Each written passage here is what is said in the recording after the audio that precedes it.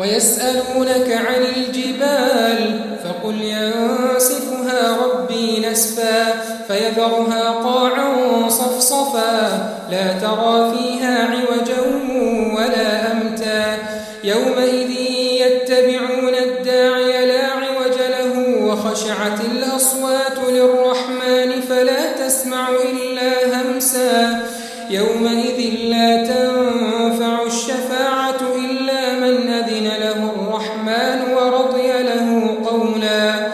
يعلم ما بين أيديهم وما خلفهم ولا يحيطون به علما وعنت الوجوه للحي القيوم وقد خاب من حمل ظلما ومن يعمل من الصالحات وهو مؤمن فلا يخاف ظلما ولا هضما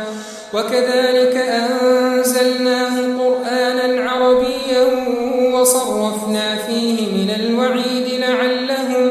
لعلهم يتقون أو يحدث لهم ذكرا فتعالى الله الملك الحق ولا تعجل بالقرآن من قبل أن يقضى إليك وحيه وقل رب زدني علما ولقد عهدنا إلى آدم من قبل فنسي ولم نجد له عزما